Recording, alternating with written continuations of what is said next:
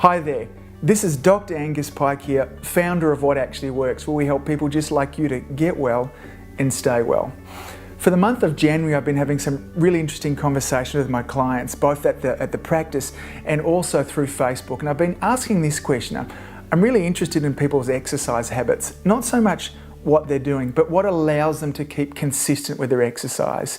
And what surprised me is just how many similarities there are between those people that have really mastered exercise. And that's really what I want to share with you today.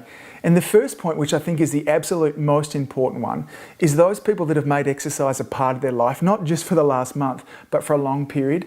They plan their exercise. So it's not just something that's going to happen, they know when it's going to happen. They set it out at the start of the week. They know that Monday, Wednesday and Thursday evening at 6 o'clock they're at the gym.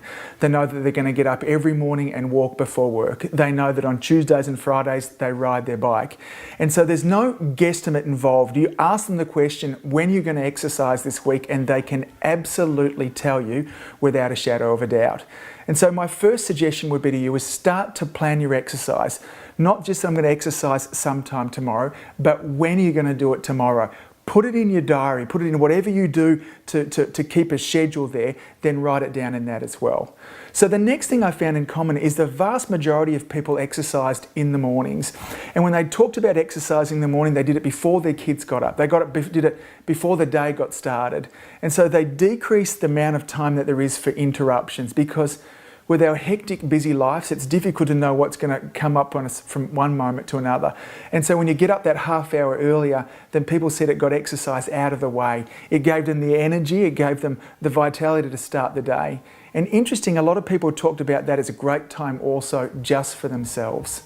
The third point that came up in common with just about everybody as well is they talked about a level of accountability. And that accountability looked like many different ways. So sometimes it was just accountability to the dog, that they wanted to make sure that the dog got a walk each and every day. Sometimes it was a gym buddy, someone you're going to walk with or run with, a husband, a child, those kind of things there as well. Or many people had a personal trainer. They had somebody that they didn't want to let down.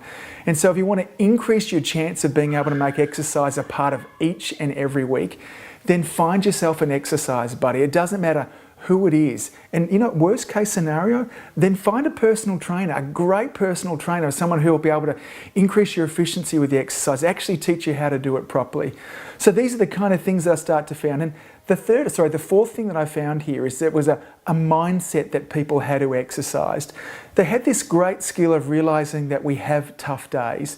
That these tough days, no matter whether you have things planned, whether it's a personal trainer or an exercise buddy, that even though you had it planned, that things pop up and you're going to miss a day. And that people who had great and lengthy kind of histories of exercising didn't let that one day become 2 days.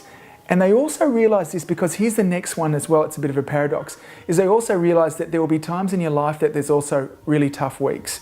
You know what, heaven forbid we lose a loved one, we lose a job, our kids are not well from there as well, and we're putting other people in front of ours, is that people that exercise consistently make sure that that 1 week doesn't become 2 weeks. And so the four things I found in common from people, and we can learn from these people as well, is that 1, they planned their exercise. 2, they very often did it first thing in the morning from there. 3, they had a level of accountability. So find somebody to exercise with, and if you have to, then pay somebody to help hold you accountable from there. And 4, they didn't let one day become 2 days.